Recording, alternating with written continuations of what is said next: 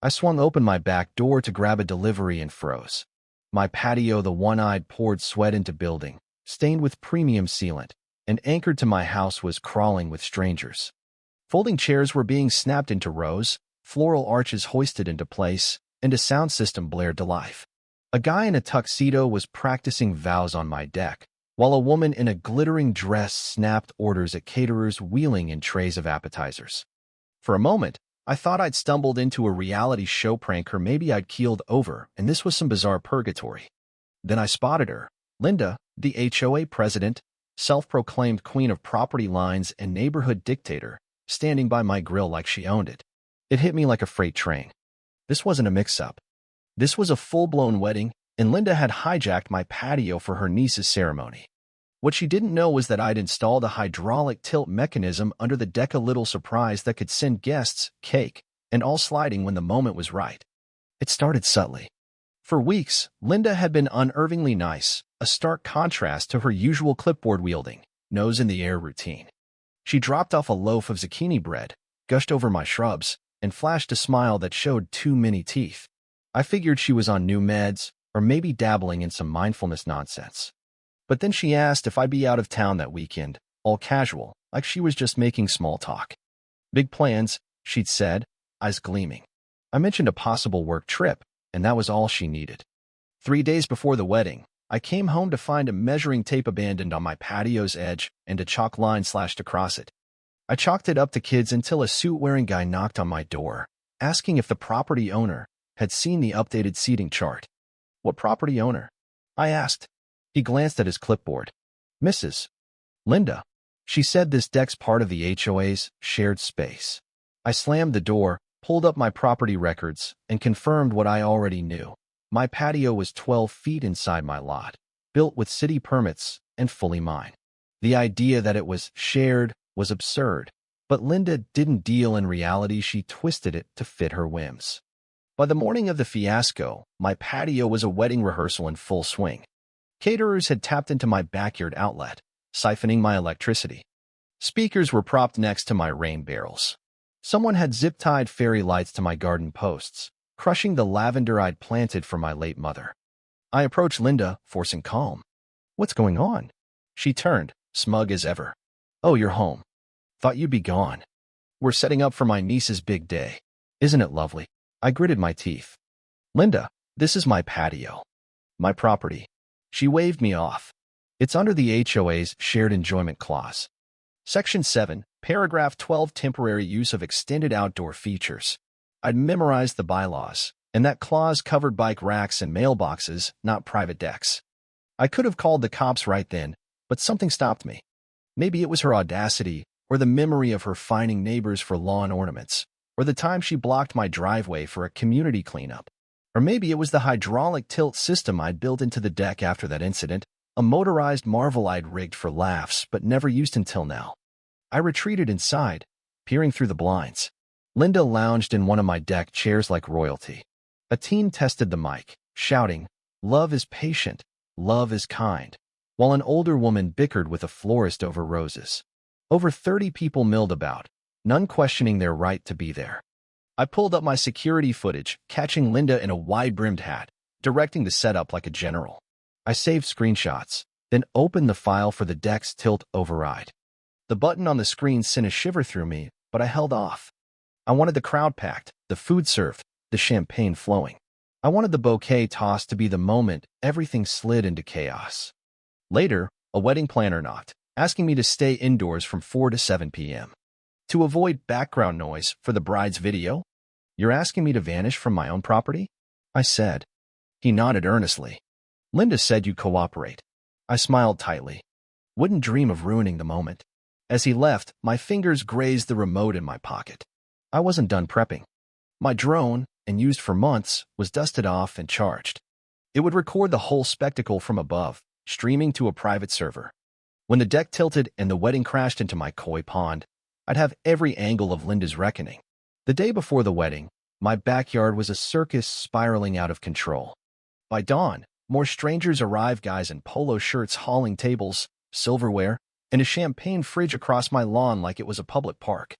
One plugged a cable into my outlet with such confidence I almost doubted myself. Linda strutted in heels too tall for grass, barking orders like a warlord. My neighbor Tom peeked over the fence, coffee in hand. "Renting your patio now," he smirked. "Apparently," I muttered, but they forgot the deposit. He offered to call someone, but I shook my head. It's about to get good. By noon, a DJ van rolled up, speakers thumping. Linda air-kissed the driver and pointed to my fence for setup. A sign out front read, "Private wedding in progress. Please respect the celebration," in gold cursive. She'd barricaded my driveway with pink streamers and fake ivy. When I moved it, she scolded me for disrupting the aesthetic. I stared. "This is my house, Linda." She laughed dryly. "Don't be difficult. It's a once-in-a-lifetime event. We've planned this for months." I raised an eyebrow. "You've been planning to use my property for months?" She didn't catch the trap. "Well, yes. It's technically HOA space. Check the new amendment, page 17.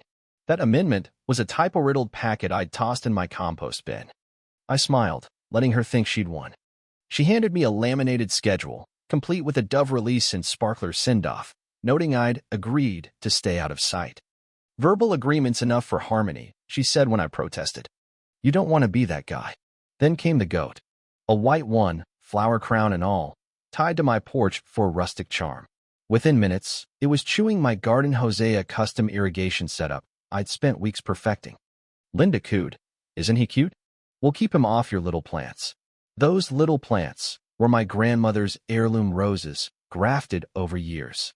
A catering truck later tore up my lawn, and a worker ran a power cord through my garage, claiming, "Linda said it's her brother's place." I made him unplug it, but the damage was done. An HOA event coordinator, a role Linda invented 3 days prior, confirmed details, while Linda raged when my drone buzzed overhead. "You need consent to fly over private events," she shrieked. I opened my deed. "I'm flying over my property.